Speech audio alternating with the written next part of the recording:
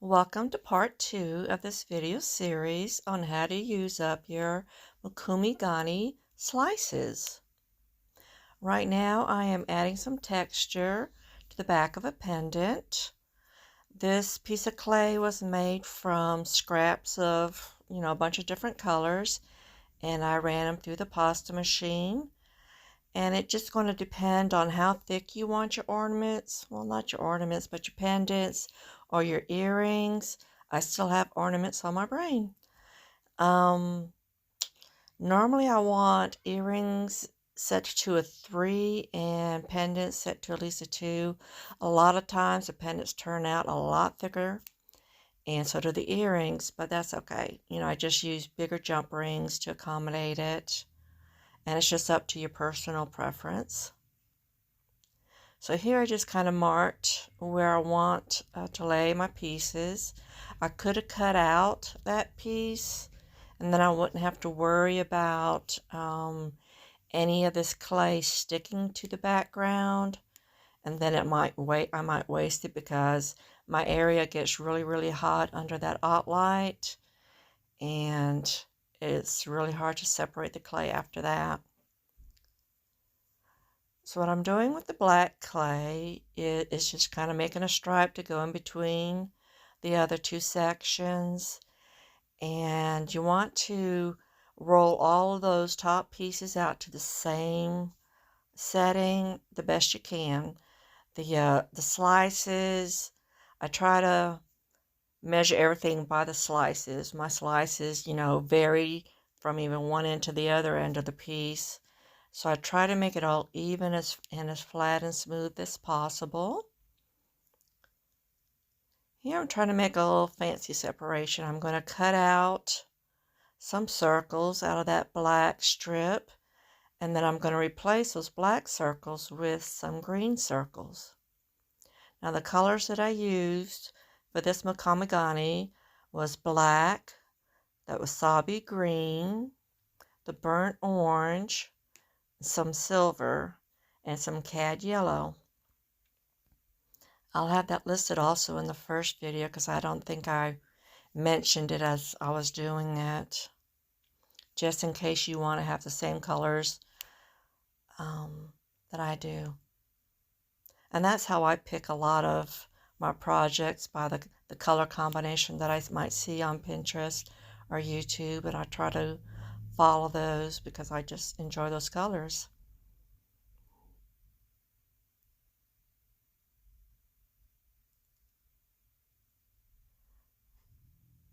So I was struggling to try to get those black circles out without distorting the strip. So I just lifted the strip and it was easier that way. And now I'm just going to put those little green circles into the holes left by the black circles. Now everything in this video is pretty easy to come up with, to make, to follow, I'm not interested, how do I say this? I'm not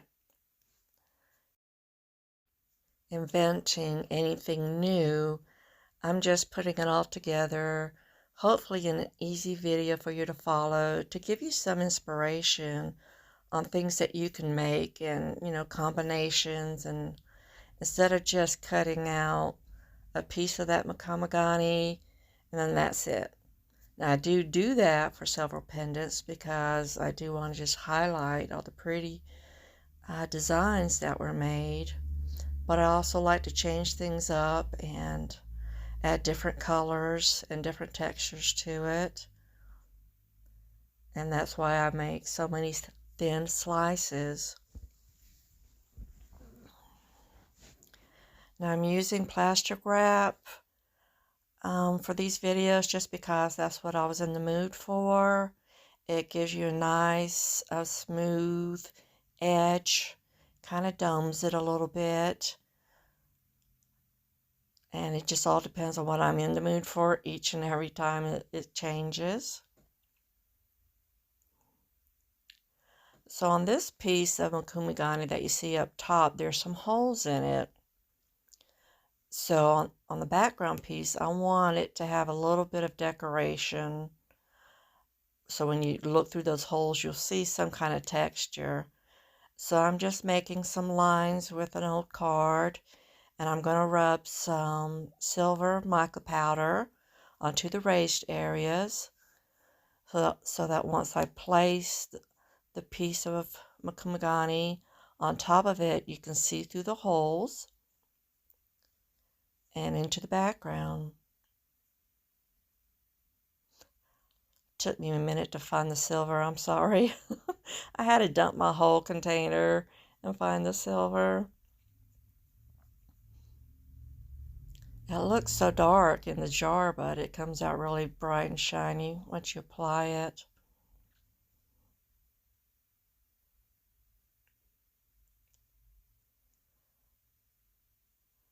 So I ran it through the pasta machine just to make it a little smoother. I didn't want it distorted, so I didn't reduce the settings. You know, I did it at the highest settings I could where it would fit through without distorting it. That's why I say each piece is going to be a little bit different. You know, how thick you're making your backing is going to depend on how thin or thick your slices are. And also what you like and prefer.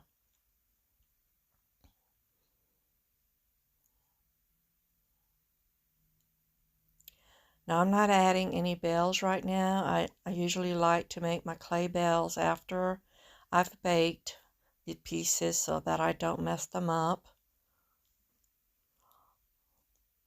And the pictures that I will attach at the end of the video will show you some of the bells.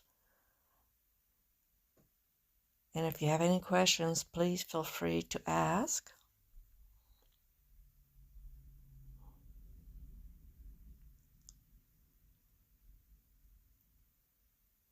And I guess I was trying to think ahead of what I wanted to do. So I did punch 2 little pilot holes because I thought I was going to add some jump rings.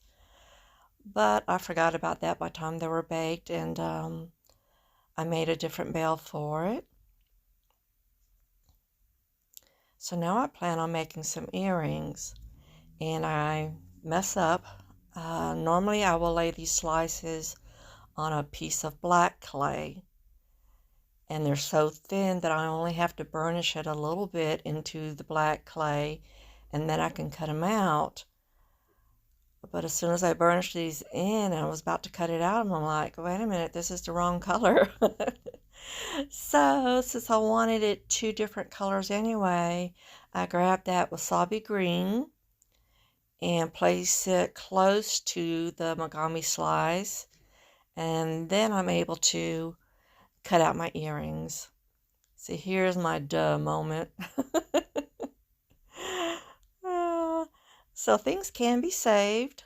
You know, I could have always cut out those, flattened it out more, and stuck it on a piece of black clay, but I figured let's just try this, and it worked.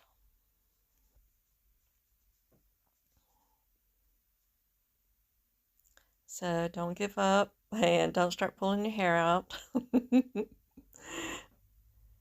Yeah. So I'm just placing it in different areas, trying to get, you know, the same effect, you know, enough green and enough of the cane to fit inside the earring. And there I'm resting my head on my hand. I always do that. Whenever you see my elbow on the table, I'm thinking, and I guess whenever I think my head gets heavy.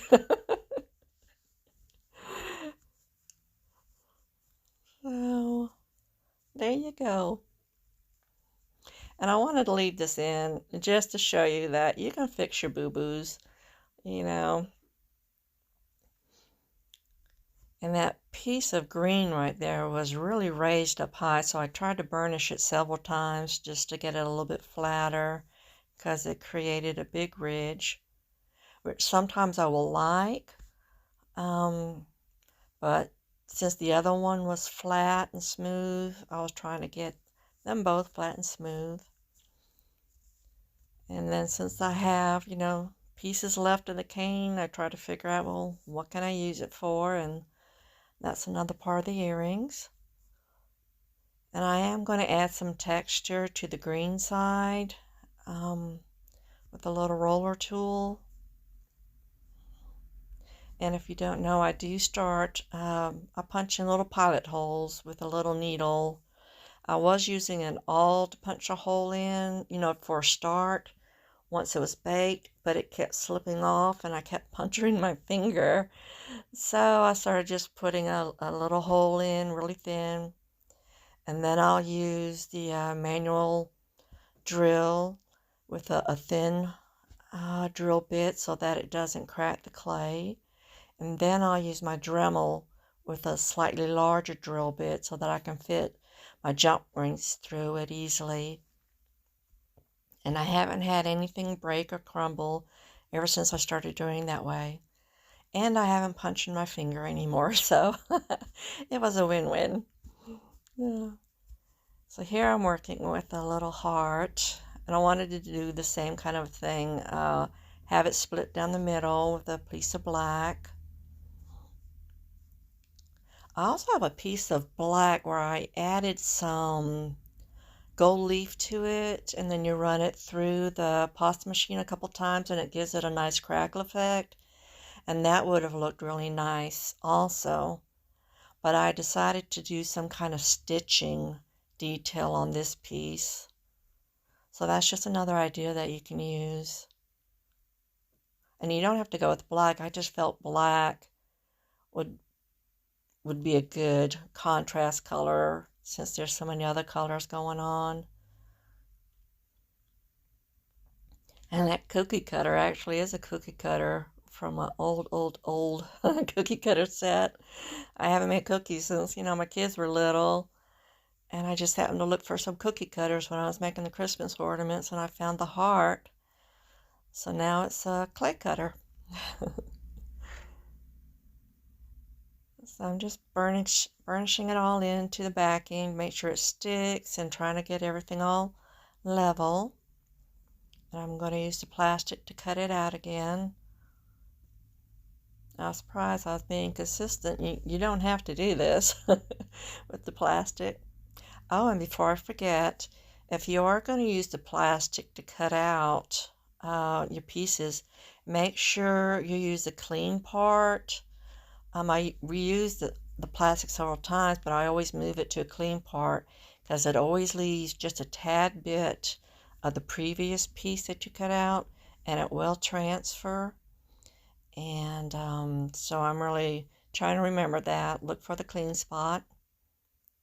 So this is just a little teeny tiny flathead screwdriver. Like I said, I wanted to make a seam effect, a sewing seam. And I always think that's pretty cute when I see it. There it is. Okay, here are some of the pictures of the finished products.